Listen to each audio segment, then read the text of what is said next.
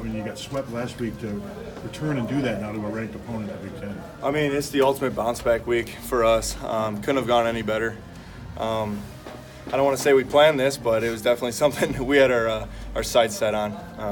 Going into practice last week, we were just trying to have a lot of fun, trying to get back to the basics of baseball, why we all started playing the game, and kind of taking added pressure away from ourselves. In key situations, the past couple of weeks, guys have been tensing up and really worrying about failing and focusing on failing, and instead of just going out there and getting a good pitch to hit or making a good pitch and having a lot of fun out there, and that's the name of the game. So it all started with this week in practice. I mean, it was the most fun weeks of practice I've ever been a part of my entire life. We kept it light and we did what we needed to do, and obviously it showed this weekend. Rick's always talking about trust in the process, and is that kind of what you guys went through this week, just kind of trusting what you do best? Absolutely. I think we got away from it a little bit at times, especially at Indiana, early at Evansville.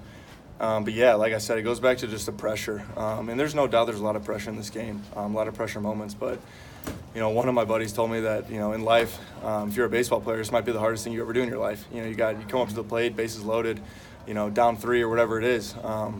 And you just got to find a way to kind of own that moment and step up and be the guy and don't let the moment take you away from you. So. How much did it help beating Bradley, coming back and winning that game to get some positive energy going? I think it's definitely a little bit of a spark plug. I thought we were kind of down in the dumps for most of that game. Couldn't really get anything going offensively.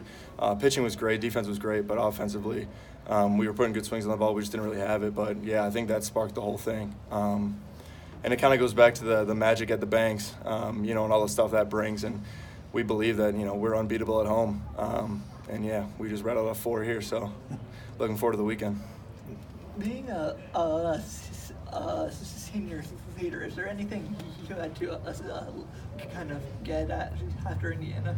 Yeah, the captains and I, we kind of met on our own. Mitch and Shin and Donnie, we all met together and kind of wanted to bring a message to the team. And we didn't want to sound like we were barking at them because that wasn't really the main objective. No one really needed to be barked at. No one needed a talking to or anything like that, nothing stern. But it was just like a kind of a refocusing, more of like a powwow in the locker room and kind of getting back to the basics, like I said. And just, my biggest thing was just, if you fail, we have your back. Every one of the guys on our team have each other's backs. And I think we weren't believing in that a little bit until, this past week and this weekend. So, yeah, if you step up and, you don't get the job done, the guy behind you is going to pick you up.